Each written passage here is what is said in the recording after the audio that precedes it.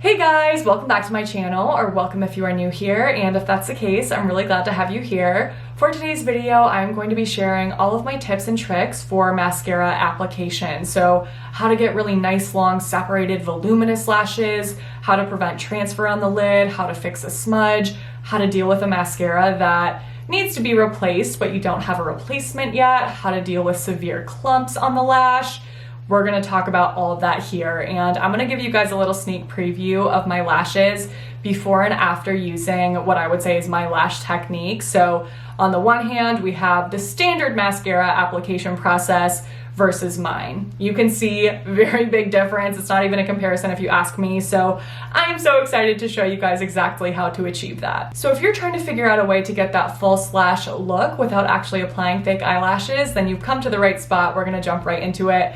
Before we do, my name's Abby and I'm obsessed with all things beauty. So whether that is sharing tips and tricks like this video, or reviewing new products on my channel, or researching skincare and hair care in depth like a crazy person to share those findings with you guys, I love all of that, and that is what you can expect to see from me on my channel. So if that is of interest to you, don't forget to subscribe and give this video a thumbs up if you'd like to see more. That also really helps to support me to make sure that my videos are actually recommended to others on YouTube. So thank you so much for doing that. Also make sure to follow me on Instagram and TikTok. Come hang out with me over there. Username is Abby Young on those platforms too.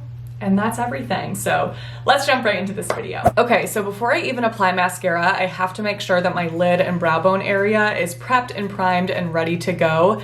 This is the step that's going to help to prevent transfer. So if you often end up with mascara streaks on your lid or on your brow bone area, this is the step for you. It is a must for me. So there's a couple different approaches here that you can take. It depends on what you're doing with the rest of your face. So if I wear a full face of makeup like this, I always bring my foundation and concealer onto my lids as well. Otherwise, that just looks really off to have discoloration and my veins showing on my lids, but nowhere else on my face. So I bring my foundation and concealer to that area, and then I have to make sure that I'm setting those with a powder.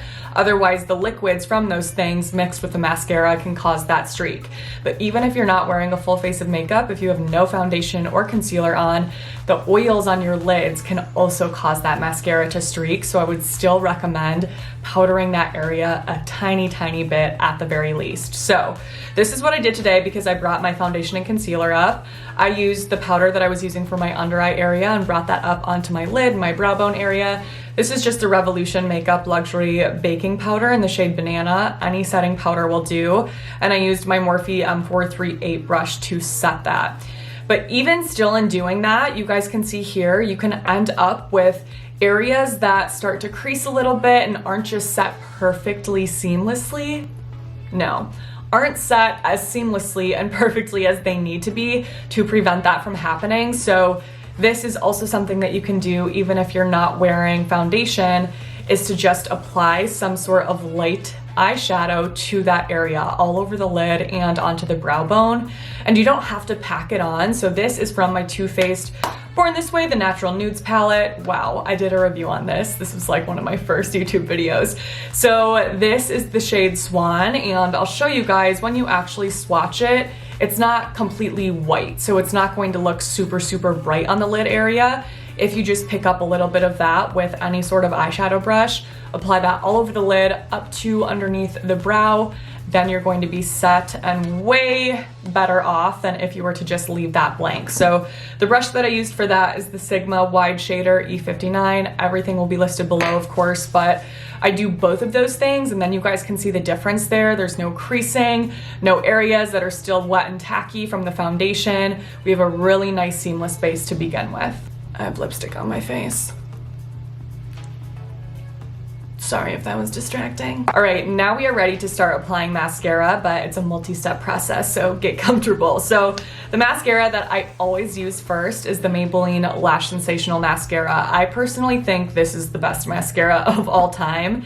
The way that the wand is shaped with this curve, plus the size and shape of the bristles, the fact that it has a plastic wand versus natural, and just make sure I'm focused. The formulation of this, all of those things paired together make it amazing. They just work so well together. So this is my top recommendation, but you don't have to use it. Any mascara wand that is plastic, like this one, CoverGirl Lash Blast Volume, this is another example. Anything like this will do. And if you're not fully sure how to figure that out, here's an example. My Minnesota accent is really coming through. Out. How to figure that out. Help. This is an example of a natural wand. We'll do a side by side. So plastic versus natural. And if you're still really confused, one is harder, one is softer. When you're applying them to the lash, you can definitely feel a difference. Okay, so for this mascara in particular, I find that it works the best if I have the rounded edge up, and that is what is coming in contact with my lash versus the curved edge like that. So even if you don't have this mascara, if you have another one that is curved like that, definitely try it out with a rounded edge up. Something about that, again, just works really, really well. But if your mascara with a plastic wand doesn't have a curve, then no special way that you need to hold that to apply it. And then the most important step by far for me, regardless of the type of mascara that I'm using, is to blink literally every single time that this wand comes in contact with my lashes. And we'll do this with the next mascara as well, spoiler alert, because we're gonna add another. Blinking every single time, hugest game changer. I've done this for years and it feels really weird at first.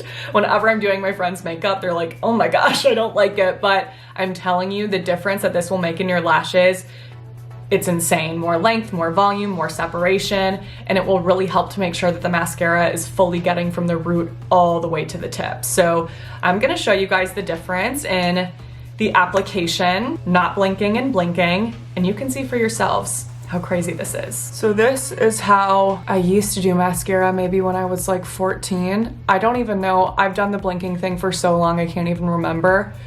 This feels like an out-of-body experience. I don't even know how to do this anymore. It's so hard not to blink.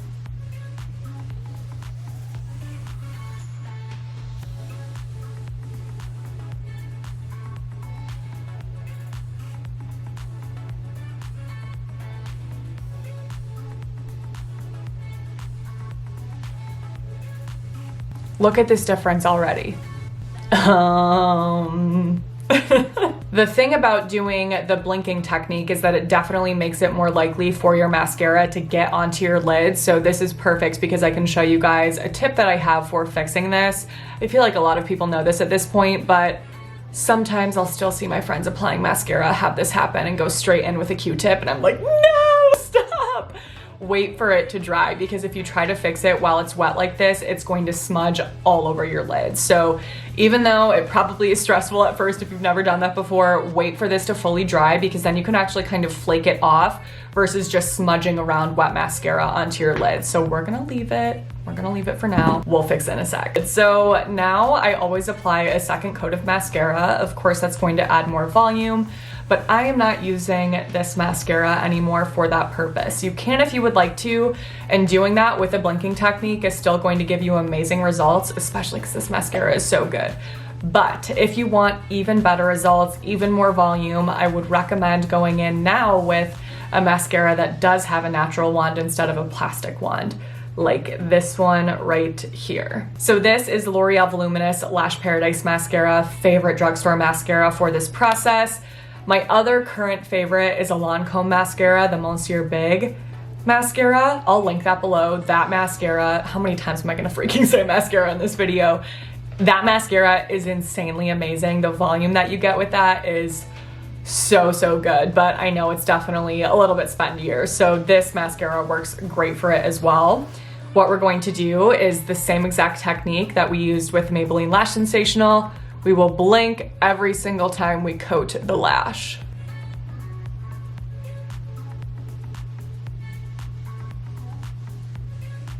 Okay, so here is where we are at after those two coats with the different mascaras.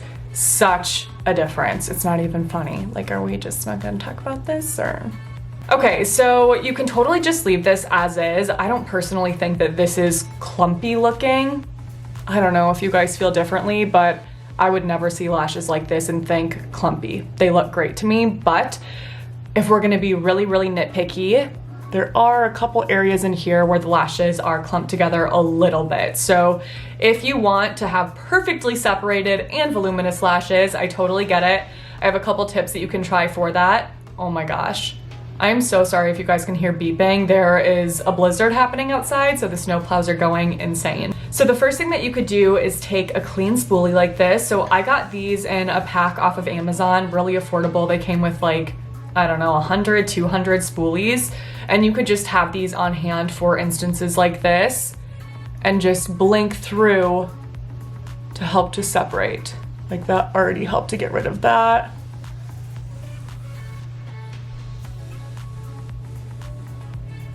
And that right there.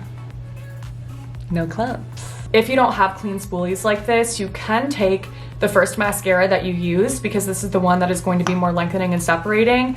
But what I would recommend doing is actually wiping the mascara off of the wand, which sounds counterintuitive, but see here how there are some areas where the mascara is clumped to that wand. Adding that on top of lashes that already have a couple coats of mascara can just create more clumps instead of separating. So you can just take some paper towel or toilet paper and completely rub the mascara off. This is also something that you can do if you have a mascara that's starting to get a little bit old and clumpy. You wouldn't take all of it off, of course, but you can wipe some of it off with a paper towel again or toilet paper to remove some of those clumps and help with application. But now we almost have a perfectly clean spoolie that we can use to do the same exact thing. And you guys saw that I was still blinking to help to separate, because that really does such a good job at fully separating those lashes, versus again, if you're just staring straight forward, it's harder to get that to wiggle all the way through any areas that are clumped together. So you can do this as well. Okay, now we are ready to remove the transfer from the lids. You guys can see we have some transfer there. It's fully dry. So now I'm going to go in with a clean Q-tip to just scrape that off. Something that you can also do for this, I'll show you guys, is use a clean spoolie. So if you have an eyebrow brush like this that has a spoolie on the end, you could use that, but these are never clean for me because I always use these on my brows. So again, something like this actually does a really good job at picking up any specks that you have on your lid without removing the makeup that you have underneath it, or the eyeshadow if you have eyeshadow. If you do happen to take off some of your eyeshadow with it, or some of the powder that we had laid down, you can just go back over it with either the eyeshadow or the powder to clean that up. So I'll pick up, I have a new brush now, I'll pick up a little bit more and just pat that on that area. I like the brightening effect that this has anyway. Okay, so to make it a truly fair final comparison, I added a second coat of mascara to this eye as well, using this same mascara that I used on the right eye, and you can see again how much of a difference that makes. Sorry, I'm like staring so intently into the camera because I want you guys to be able to see. I don't know about y'all, but I pick this side every time. Okay, I'm gonna go fix this side now, and then I will come back with some of my final little tips and tricks, and we will wrap up this video. And then a couple more quick, just random miscellaneous tips. The first is if you're using a mascara that really needs to be thrown away, it's dry, it's difficult to use, but you don't have a new mascara with you yet, and you're in a pinch, this is something that you can do to revive that mascara and bring it back to life temporarily. So taking eye drops, any kind of eye drops or contact solution, applying about 3 drops to this tube, putting the wand back in, shaking it up a little bit, and then using that to apply to the lash. It instantly re-wets that formulation so that you have something to use. I'm ashamed to say this, I'm not proud to say this. I used to do that with all of my mascaras in high school and in college to make them last longer. Like I would probably make my mascaras last 2 months longer than they really should have, just by putting contact solution in them. But that's probably why I had styes all the time. So I wouldn't recommend just using that as a permanent fix. Just get a new mascara, replace it once it's old and dried out, but really good temporary hack. And then the other tip that I have is to make sure that you're not waiting too long in between coats. So even if you're not using the techniques that I showed you guys here today, but you're applying multiple coats, if you wait too long in between for them to dry, it becomes really difficult to make sure that your eyelashes are nice and separated, because once they're dried, putting wet formulation on top of that is just going to make them clump together. So I will wait a few seconds, maybe up to 30 to 60 seconds, and then I will go ahead and apply that second coat right away when my lashes are not completely wet but still are pretty damp, and then that helps me to just have the nice separated lashes that also have volume. All right, you guys, that is it for this video. Those are all of my tips and tricks for getting amazing lashes, and I really hope that you enjoyed it and found it helpful. You'll have to let me know in the comments below, did you learn something new? Are you going to test out one of the tips from this video or just the whole process? Again, if you want to try any of the products that I showed you guys, I'll have everything listed in my description box below, but let's all chat lashes in the comments. I'm really excited to hear if you guys try this, what you think of it, and how well it works for you. But that is it for this video. Again, if you enjoyed it, please don't forget to give it a thumbs up, subscribe, click on that notification bell, and send my channel to a friend. Those things really help to support me, so thank you so, so much. My next video will be up in a few days, so stay tuned for that. But until then, I hope you have a great few days.